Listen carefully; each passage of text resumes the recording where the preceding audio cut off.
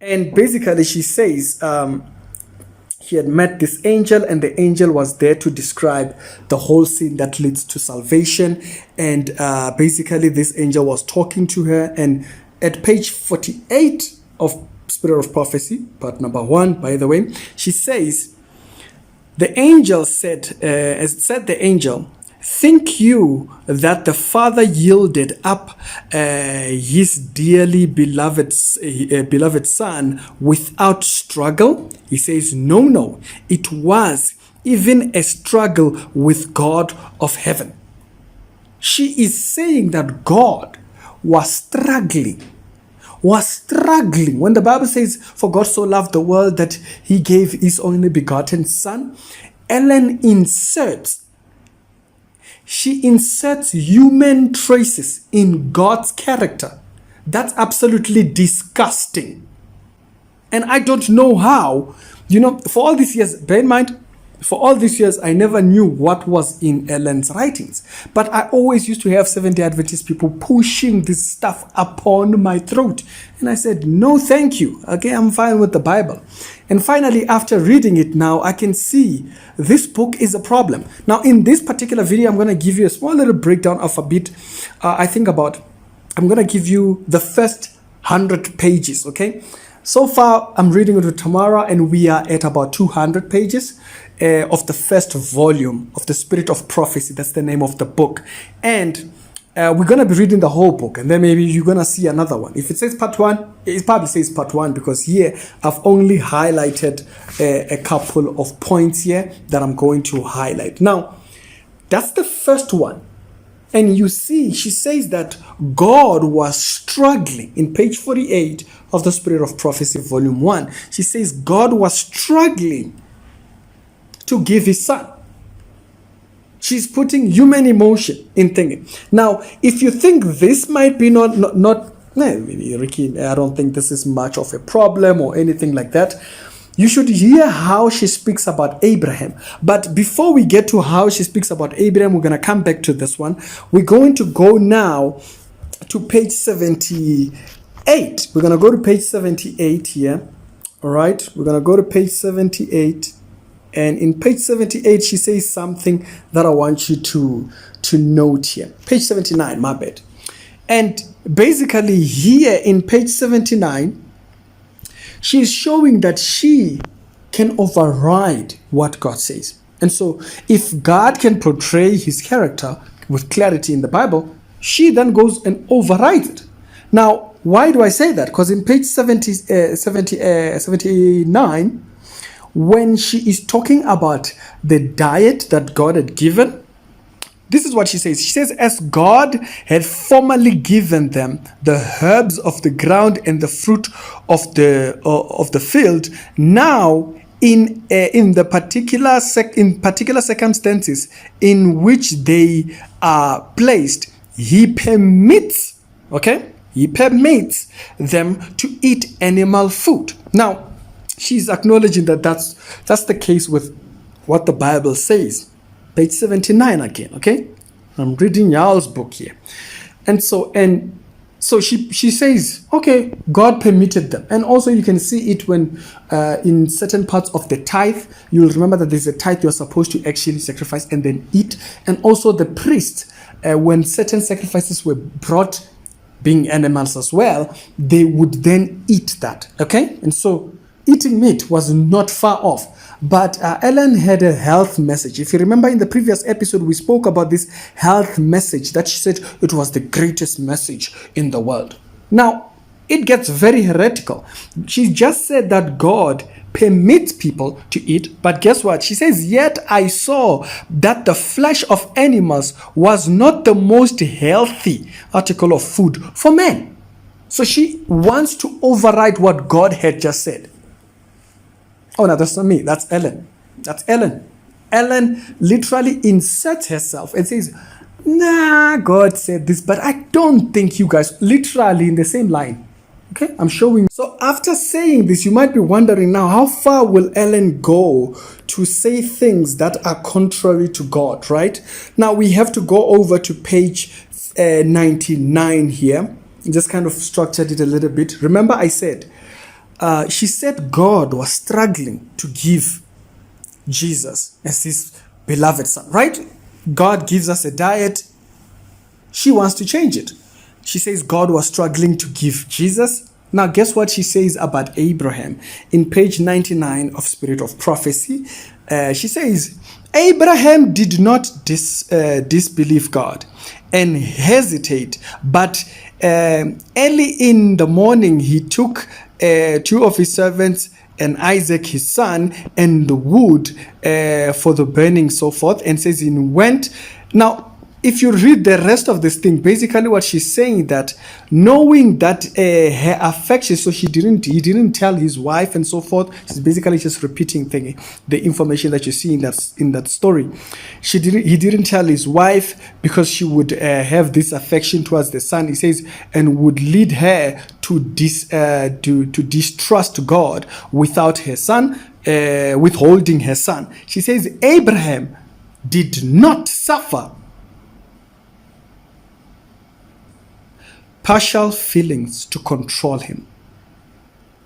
So Abraham didn't struggle with feelings, but she just said God was struggling with feelings.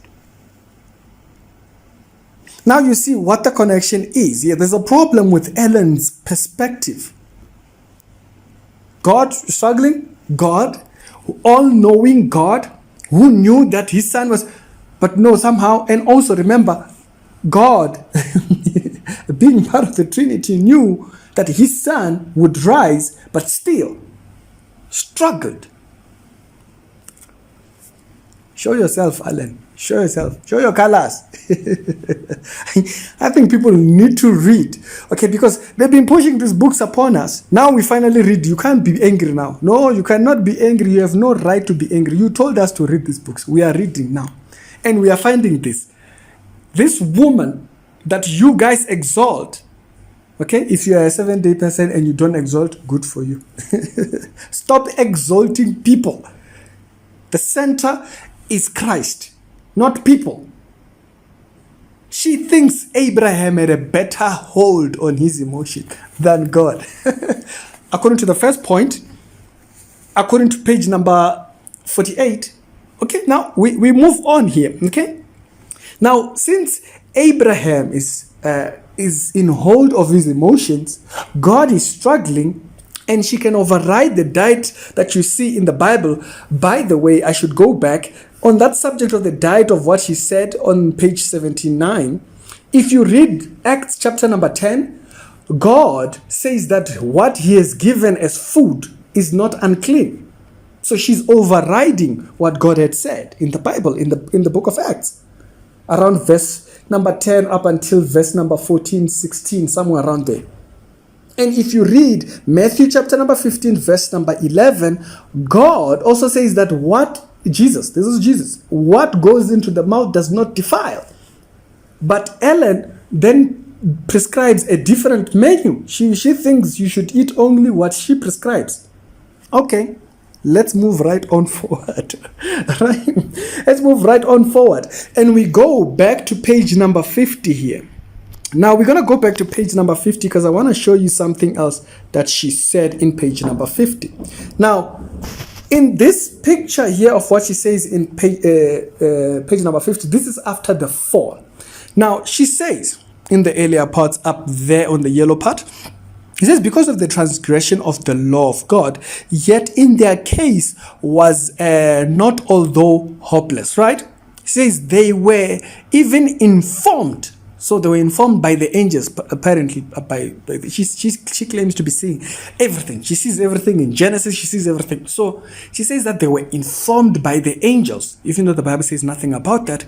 They were informed by the angels that Jesus was actually in self-pity, basically. That's what she goes on to say. She says they were informed that the Son of God, who had convened with them in the garden, had been moved with pity as he viewed their hopeless situation. I don't know if she's implying that Jesus was seeing hopelessness or that the situation itself was hopeless.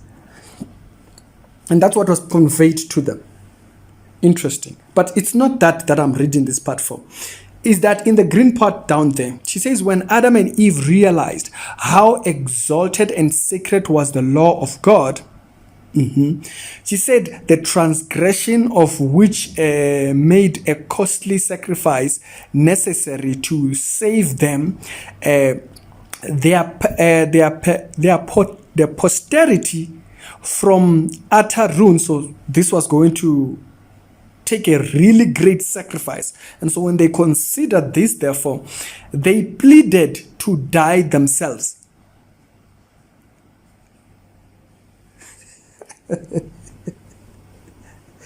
Yeah, they just up and dismissed that God was going to give his sacrifice. Oh, they're like, no.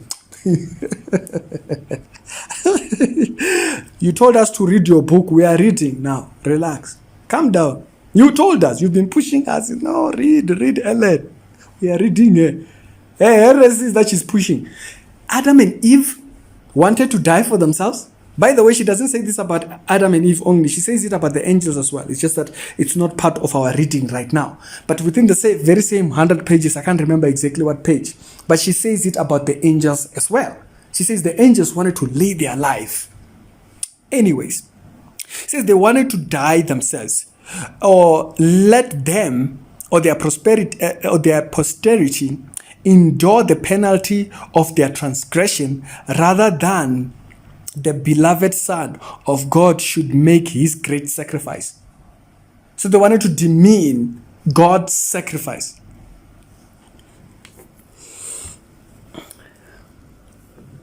They wanted to demean God's sacrifice, according to Ellen here. Okay? Now then we go to, that was page 50, right? Now we go to page 108. And in page 108, there's something Ellen says here again that I thought was even worse. Okay? In page 108, Ellen, she's seeing visions, and these things are being told her. And she says that God in heaven, in the yellow part at the top, she says God and the heavens will be virtually dispersed, and even professed Christians will use teas, okay, in this end time. They will use tea and coffee and snuff, tobacco and spirits, drinks basically, and all of such benign and finer sensibilities of the souls, basically. If you tell them that they cannot have heaven, so because this tea, basically there, as she put it, tea, and remember her health message, remember her health message that she claimed earlier on when she was overriding God's diet. She's bringing back that health message here again. I want you to see how terrible this is. She says, if you tell them that they won't have heaven because they are drinking tea, okay? Yeah, because they are drinking coffee. Coffee is going to send people to hell. It's fine.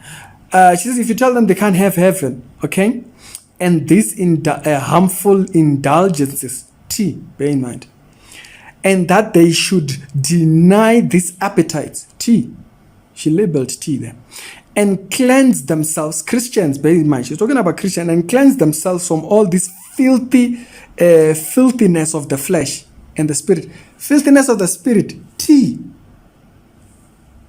It's not about health. It defiles your spirit. It's filthy. Tea. Now, that's why I'm showing it. I'm not just reading it. I'm reading and showing it and telling you what page 108 of Spirit of Prophecy. Of the fields of the Spirit, perfecting holiness in the fear of God. Tea. How does tea defile? They will be offended, she says. Now, read the second yellow part. She says, especially will the corruptions and passions control the mind of those who value heaven with so little worth. No, you are the one who values heaven with so little worth for thinking that tea defiles. It's not even that they are doing anything. Tea. I'm disgusted. She says health will be sacrificed.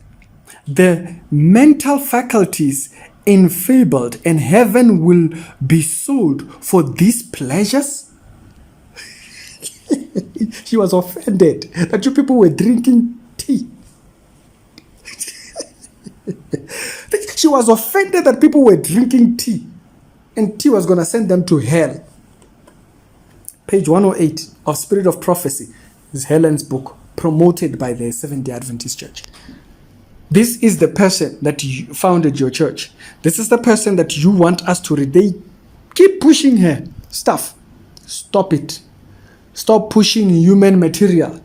The gospel is enough. And this is, I was wondering, I was looking online, I'm like, no, nobody criticizes this content that is here. I looked online.